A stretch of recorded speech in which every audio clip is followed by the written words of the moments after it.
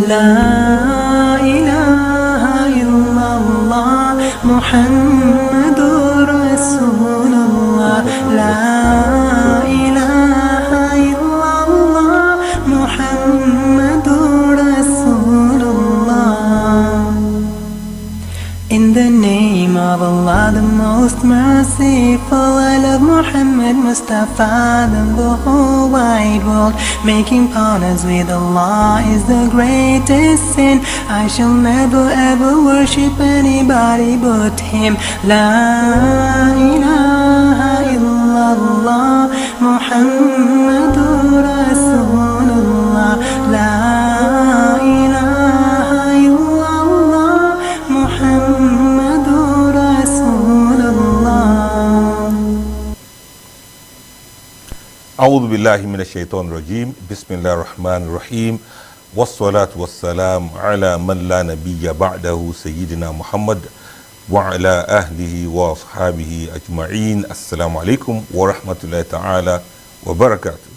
May the peace and blessings of Allah be upon all of us. It's another beautiful Friday evening, and we welcome all of us to tonight's program, reaching you from NTA Channel 5 Abuja, the Unity Station. The program is Fundamentals of Islam, and we are so blessed by the grace of Almighty Allah who has preserved our lives up to today. So we say thank God it's Friday. My name is Abdul Fattah Adeyemi. I have a very special guest of honor in the house tonight. Please join me to welcome Dr. Mrs. Aisha Adabiruku. Assalamu alaikum wa rahmatullahi wa barakatuh.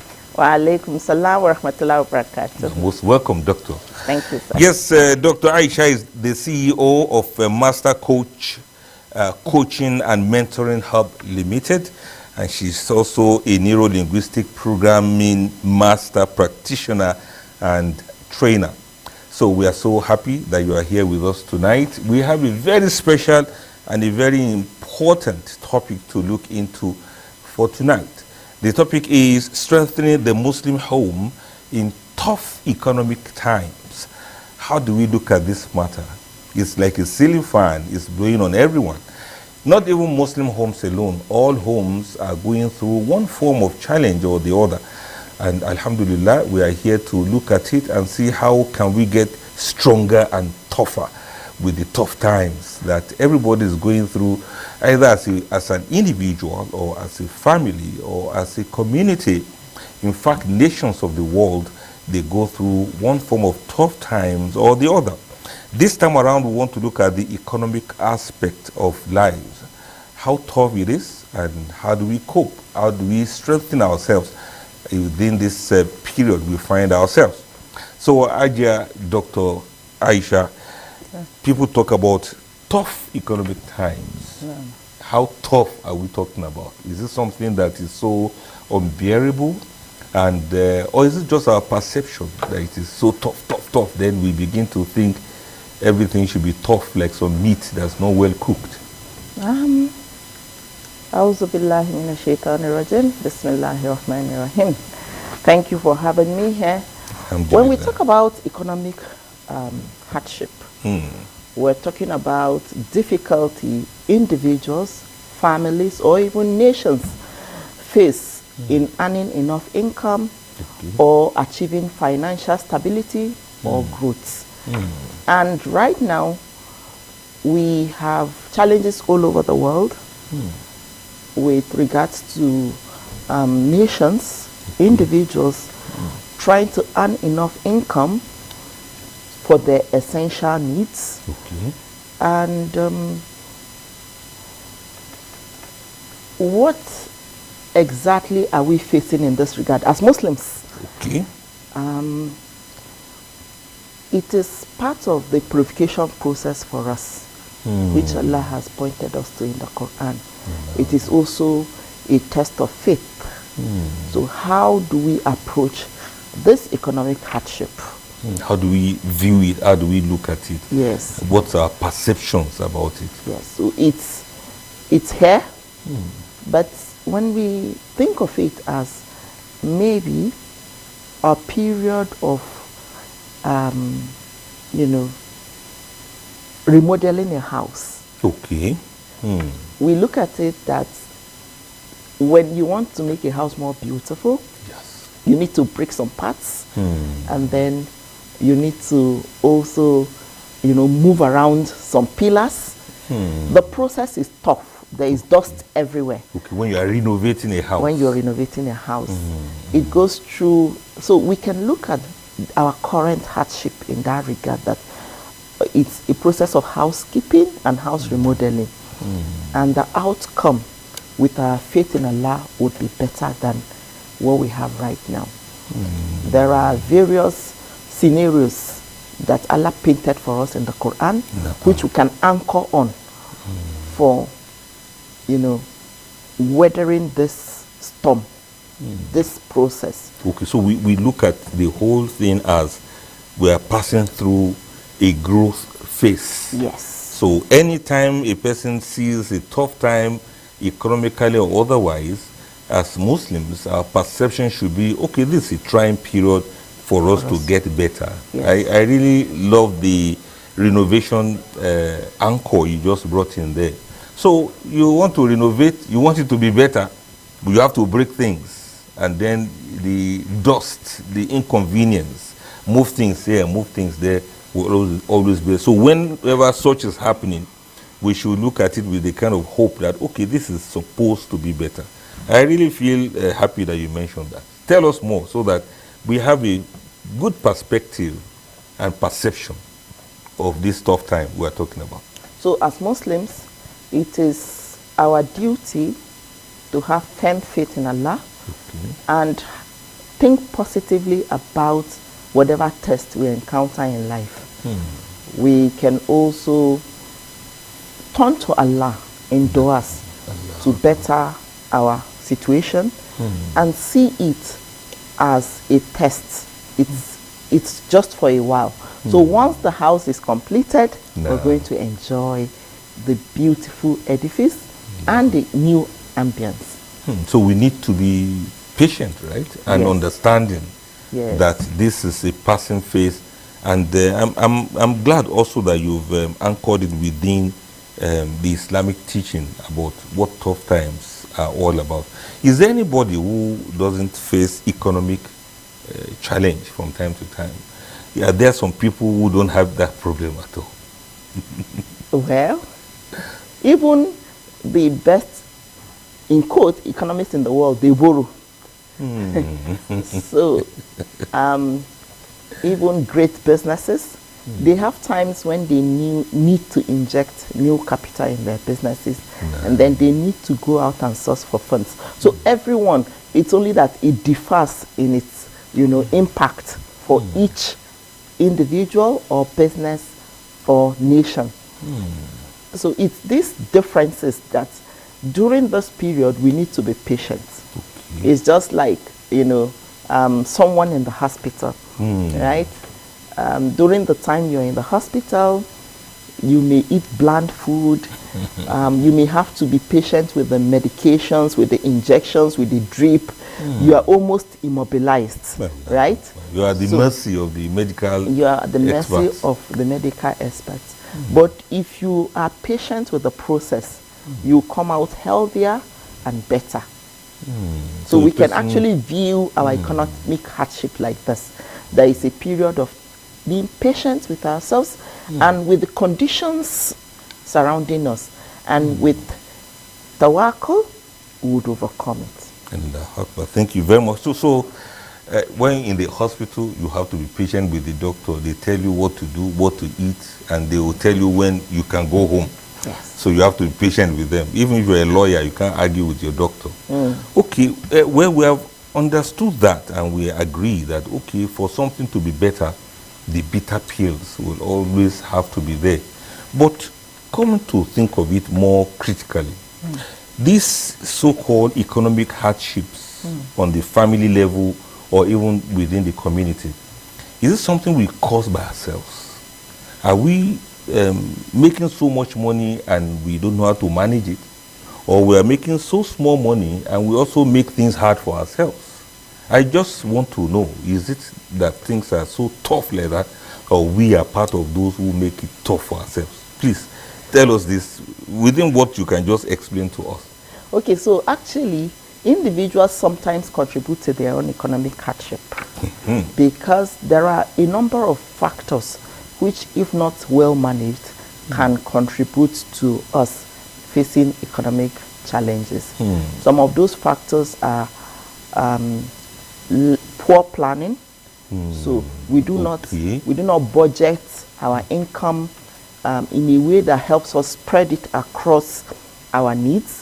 Sometimes there are opportunities for us to increase our income, and we do not seize those opportunities. Sometimes we can also improve on our skills so that we can, with better skills, we can earn more money. Okay, you are still going to tell us more about how we can come out of this quagmire that we found ourselves. But the one I am so concerned about, which I'm happy you have started explaining it, is that we don't know how to plan, we don't know how to budget. Nobody taught us that in school. Some who are earners, they don't even want to look at their pay anymore. They don't want to look at it. Nobody wants to calculate how much do I spend on data, how much do I spend on this and that and that and that, because I want everybody to see me in new dresses. Is this something I can afford? So when it comes to staying within the limits of affordability that doesn't have greed embedded into it, what would you advise all of us? Because we're all guilty of these things, all of us. We need to, number one, get educated. We need financial intelligence. But we all went to school now. Or not that kind of education. Not that kind of education. So it's either you attend trainings on financial intelligence, or you go online and actually search for courses on financial intelligence to learn the rudiments of financial intelligence. You can also choose to attend courses or go for counseling sessions on financial intelligence. You can actually improve your current economic situation by getting yourself educated in terms of budgeting, in terms of planning, in terms of improving your personal, growth, so that you can earn more. What else can you do to earn more? And also the family dynamics. Okay. How can you, as a family unit, educate each other? The father educating, the mother and children on financial intelligence. Does he need to enroll them for courses, or do they need to go for family counseling sessions together?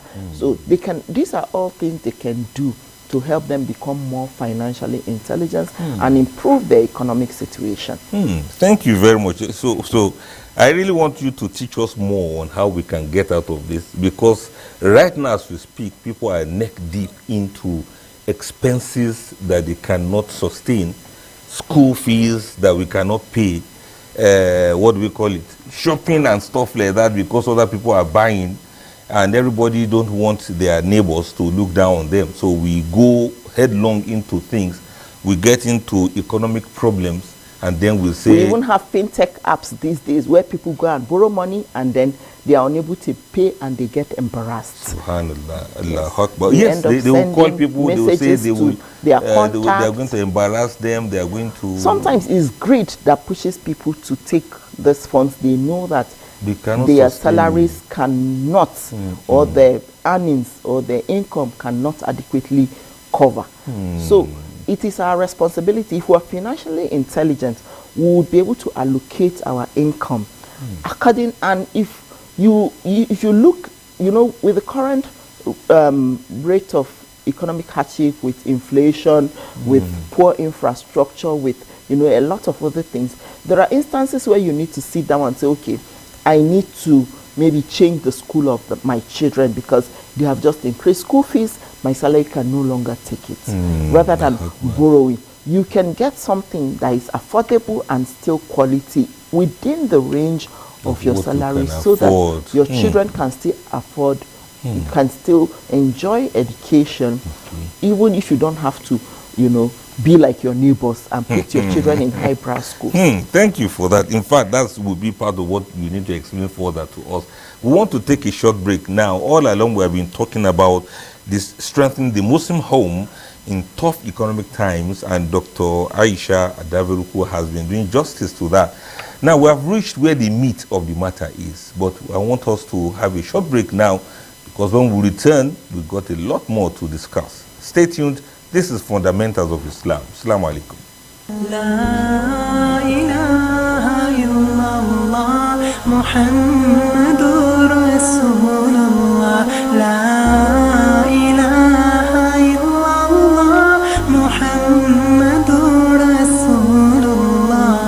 With the peace and blessings of Allah be upon each and every one of us. It's another fantastic Friday evening, and you're welcome to NTA Channel 5 Abuja. First of all, you train yourself, you educate yourself, then you educate your family, and then the community at large. Fundamentals of Islam Live, showing 7:30 p.m. every Friday on NTA Channel 5 Abuja, the Unity Station. Join us. Muhammadur Rasulullah. Thank you very much for staying tuned. This is still Fundamentals of Islam, reaching you from NTA Channel 5 Abuja, the Unity Station. We have been looking at a very important matter. You said it's like ceiling fan is blowing on everyone, and it's strengthening the Muslim home in tough economic times. And I believe it's not only for Muslims, everybody, all of us, we are all in it together, and we all need to advise ourselves on what we should do to make things to be better for all of us. Dr. Aisha has been discussing that, and we now want to look into how do we strengthen the homes now. Many homes are quite weak, they're neck deep in debt, and within this period of the year, many people are already crying about how to pay house rent, and this is very real in the lives of the people. What are some ways you will advise us, at least to make things easier for ourselves? Please. So, Alhamdulillah Rabbil Alameen for Islam. We should know, if we go back to Surah Kaf, we would see that, when Allah commanded Hidr to sink the boats of the boat owner, it was for his own good, but he may not understand it immediately. It was so that the king on the other side will not seize the boat.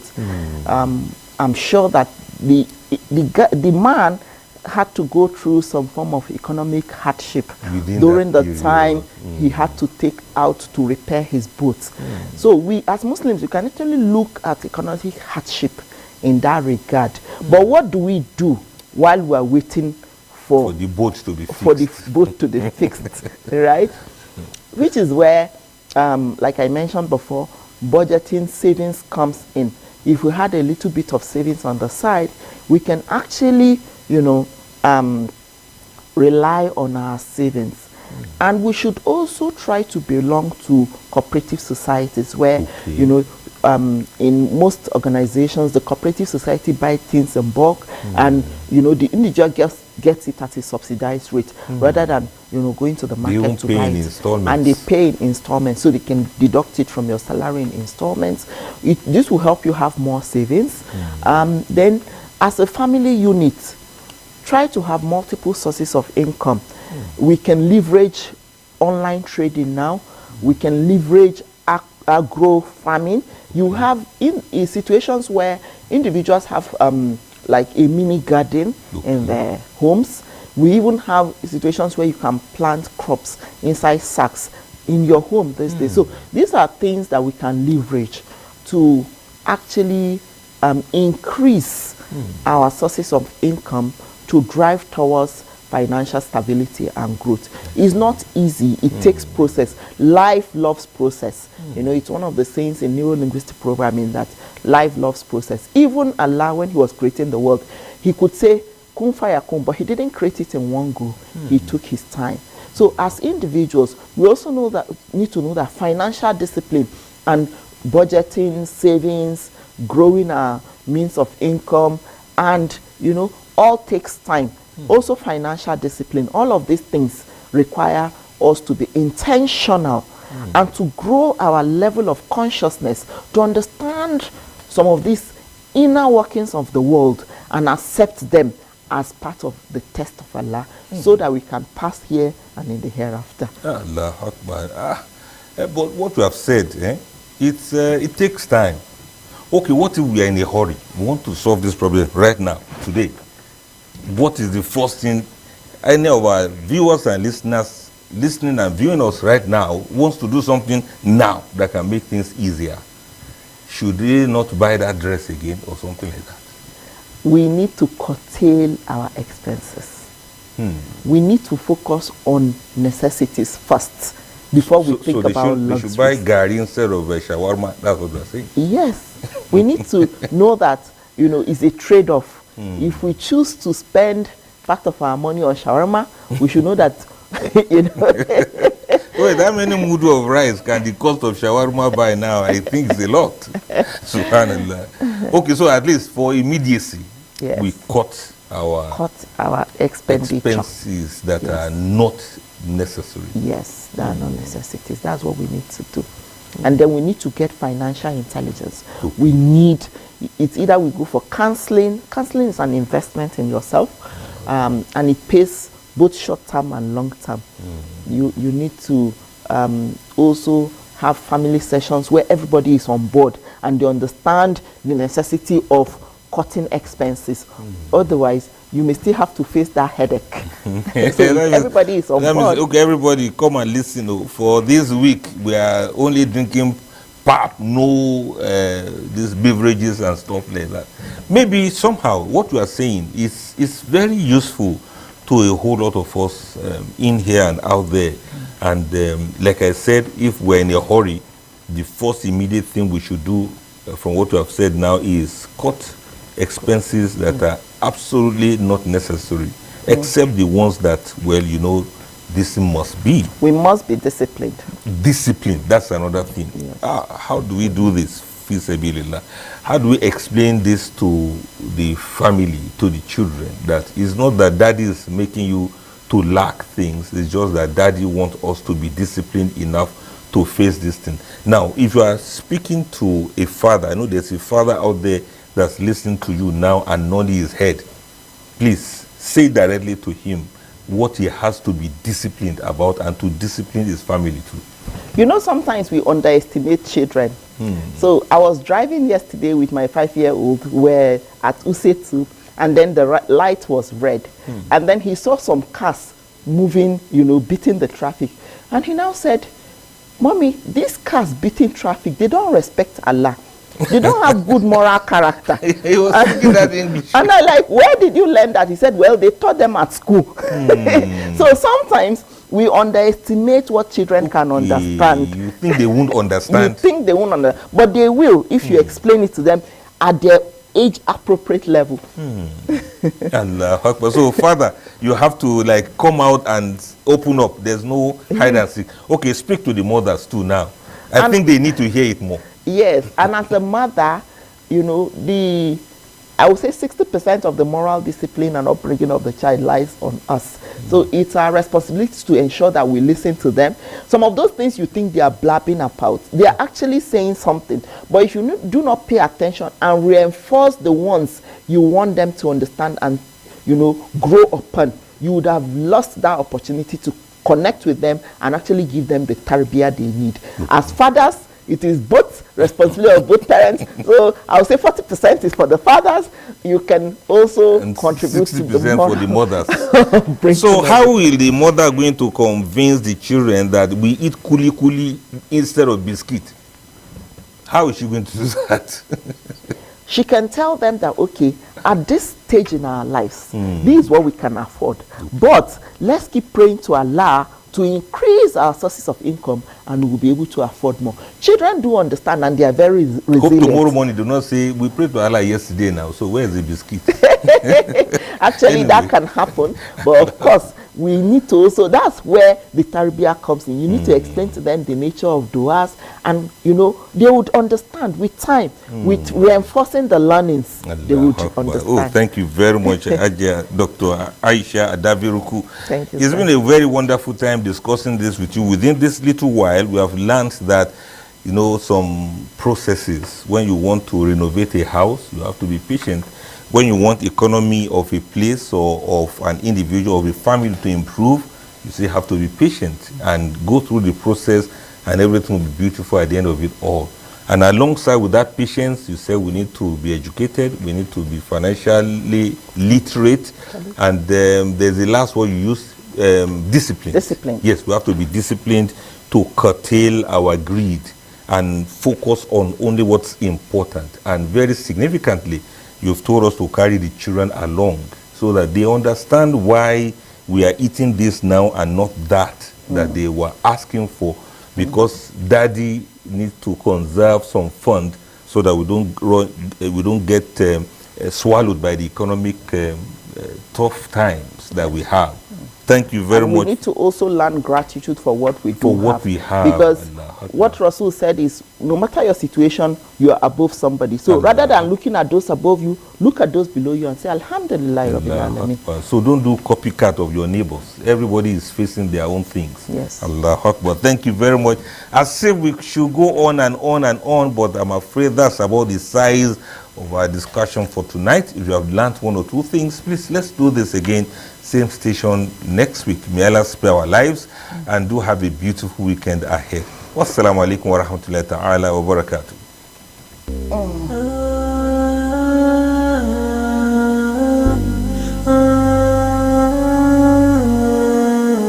La ilaha illallah Muhammad. Citizens of the Federal Capital Territory, take note. On Saturday, February 21st, 2026, we will go to the polls to elect 6 area council chairmen and